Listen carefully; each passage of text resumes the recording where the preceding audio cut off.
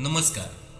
विचारांची श्रीमंती या आपल्या यूट्यूब चॅनलवरती तुम्हा सगळ्यांचं पुन्हा एकदा मनापासून स्वागत. मित्रांनो, आयुष्यात चमत्कार घडत नाही, मात्र विचारांनी माणसाच्या आयुष्यात परिवर्तन होतं हे मात्र नक्की.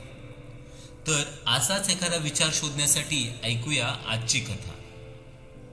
एका गावामध्ये एक गाय गवत चरायला जंगलात गेलेली असते. संध्याकाळच्या वेळेस तिच्या लक्षात येते की एक वाघ तिच्याकडे दबक्या पावलांनी येतो आहे. ती भीतीने इकडे तिकडे पळू लागली. वाघ सुद्धा तिच्या पाठीमागे धावू लागला. धावता धावता गाय एका तलावापाशी पोहोचली आणि घाबरलेली गाय त्या तलावात शिरली. वाघ देखील तिच्या पाठीमागे त्या तलावात शिरला.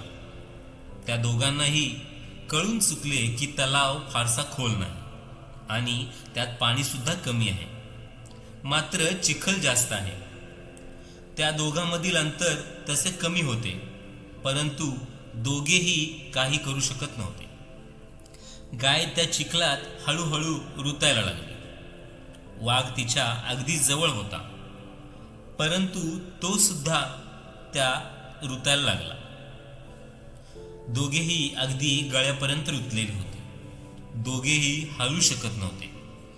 थोड्या वेळाने गायीने वाघाला विचारले, तुझा कोणी गुरु किंवा मालक आहे का? वाघ रागामध्ये म्हणाला, मी तर या जंगलाचा राजा आहे. माझा कोणी मालक नाही. मीच या जंगलाचा मालक आहे. गाय त्याला शांतपणे म्हणाली, परंतु तुझी शक्ती तुला या क्षणी काहीच उपयोगाची नाही. वाघ गायीला म्हणाला, तुझे देखील हाल माझ्यासारखेच आहेत की?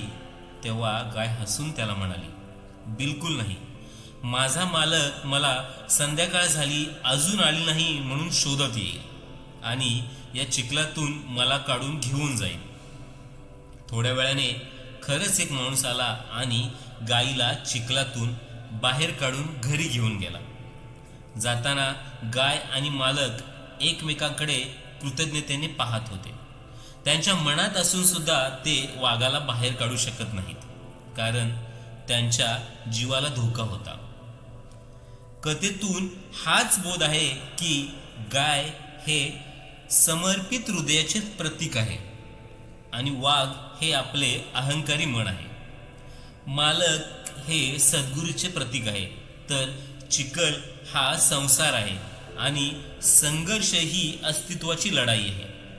कोणावर निर्भर असणे चांगली गोष्ट नाही, परंतु मीच श्रेष्ठ आहे, मला कुणाच्या मदतीची गरज नाही, हाच अहंकार विनाशाचे बीज रोवतो.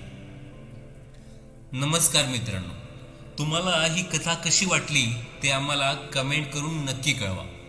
तसेच हा व्हिडिओ आवडला असल्यास आपल्या मित्रांसोबत आणि नातेवाईकांसोबत शेअर करायला विसरू नका.